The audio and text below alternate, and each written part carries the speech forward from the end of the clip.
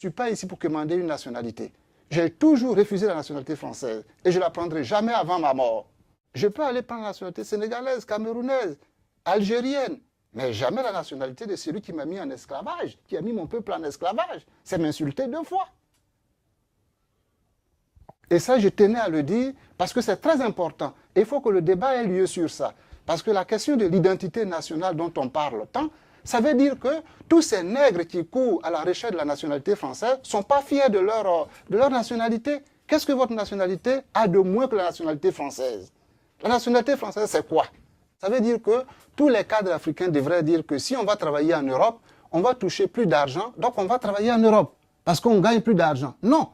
Moi, j'ai voyagé dans le monde entier. Je n'ai pas fait tous les pays, mais en tout cas, j'ai voyagé en Asie, en Amérique, avec mon passeport ivoirien. C'est vrai que j'ai eu beaucoup de mal à avoir certains visas. J'ai visité tous les pays de l'Est au moment où il n'y avait pas la démocratisation. J'ai mis beaucoup de temps. Mais je suis fier de l'avoir fait et ça ne m'a pas empêché en tant qu'Ivoirien de voyager où je veux.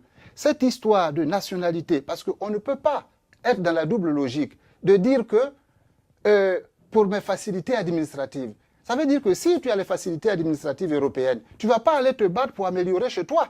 Alors que si, c'est pour ça que nos dirigeants ne font rien, parce qu'ils sont tous des nationalités françaises. Quand ils voyagent ailleurs, ils ont le passeport français. Donc ils ne font rien pour améliorer l'administration. Une administration, ce n'est pas fait pour punir le citoyen, c'est fait pour faciliter la vie du citoyen. Mais si on en est dans des situations absurdes que nous connaissons dans nos pays, c'est cette histoire-là, parce qu'ils ont pris des nationalités qui ne sont pas la leur, donc ces nationalités qui sont des nationalités factices, qui ne sont pas reconnues par leur mère patrie, leur métropole, la France, ils sont tous en train de courir, venir commander ces nationalités ici. Et c'est ça il faut mettre le doigt là-dessus. Qu'est-ce que nous gagnons tous à prendre la nationalité française? C'est d'ailleurs pour ça que le ministre français, Besson, pense que tous les Africains qui viennent en France sont candidats à la nationalité française. Alors il s'est dit, d'ailleurs Nicolas Sarkozy l'a dit, mais on va trier parmi les Africains les bons et les mauvais. Les bons Africains, ceux qui peuvent rendre service à notre économie, on va les prendre, mais les autres, on va les jeter. Tu vois, c'est ça qui favorise tout ça. Pourquoi les Français ne courent pas à la recherche d'une nationalité camerounaise, sénégalaise ou ivoirienne? Il faut qu'on se pose la question. Mais tous ces intellectuels-là, ils sont tous là, ils aiment bien le confort de Paris, mais puisque vous êtes dans le confort de Paris, pourquoi développer chez vous? Moi, je ne suis pas d'accord avec tous ces prostituées de la nationalité. Parce que c'est ça qui fait que nous avons beaucoup comment on appelle, de gens qui trahissent leur patrie. Et que nous avons tous ces faux-là que la France place à la tête des pays. Par exemple, tu prends quelqu'un comme Wade. Wade, c'est un Français. Senghor était un Français. Comment voulez-vous que ces gens-là développent un pays qui n'est pas le leur? Et il faut qu'on soit strict là-dessus. Il faut qu'on soit strict là-dessus. Moi, ici, je ne commande rien. Si la France ne veut pas de moi demain, va chez toi n'est pas un jeu, je rentre chez moi. Mais je ne suis pas venu, pendant qu'on y est, pourquoi on ne change pas de peau? La chirurgie esthétique a fait des progrès aujourd'hui. Ils n'ont qu'à dire que pour bien faire dans la cour, il faut blanchir tous ces blancs et tous ces noirs. Et dans ce cas-là, ça va. Comme le dernier ouvrage de Serge Billet. Oui, c'est ça. D'ailleurs, comment l'avez-vous trouvé cet ouvrage? C'est bien que le frère qui fait de l'investigation s'attaque à ce problème.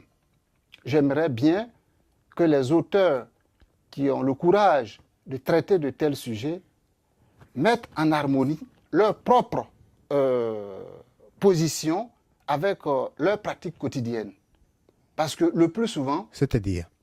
Moi, je pense que pour un auteur, il est plus honnête d'aborder des sujets lorsque partout, en tout lieu, on peut défendre ce sujet-là sur toutes les lignes.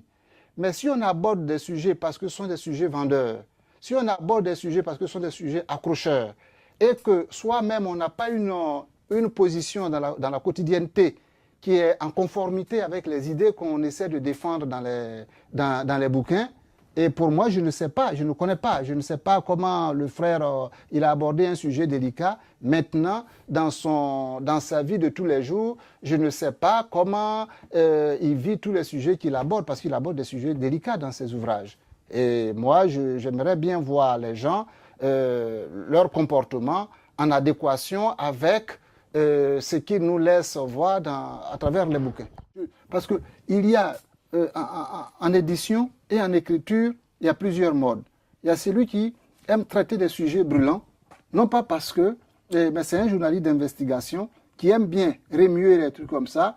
Pourquoi on parle de lui, il vend beaucoup. Et il y a des frères que c'est leur combat.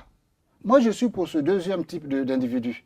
Je ne suis pas pour le premier type. Pour le premier type, ça ne m'intéresse pas trop. Le deuxième type, il en fait un combat. Ça ne vous intéresse pas trop, mais pourtant vous en vendez. J'en vends puisque je suis un libraire, je dois satisfaire la demande des gens. Mais moi-même, les hommes politiques français, dans leur globalité, sont des racistes. Que moi, je ne peux pas être à leur service. Je peux, s'ils veulent porter plainte contre moi, je suis d'accord, je vais leur démontrer qu'ils sont tous racistes. Comment il s'appelle, le socialiste là, Jospin, qui a été jeté comme un malpropre, à Sarkozy, c'est les mêmes bêtes, c'est tous des racistes. Qu'est-ce qui vous fait dire ça concrètement? C'est les lois.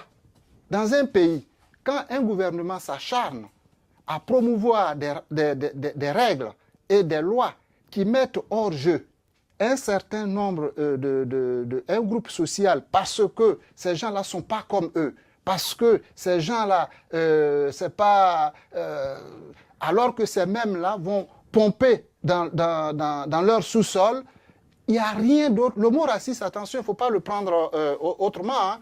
Il n'y a rien d'autre que ça. Ils peuvent même être il n'y a pas d'autre mot pour le qualifier. Sinon, peut-être on utiliserait un autre terme que racisme. Mais pour ce qui nous concerne, c'est le terme qui convient.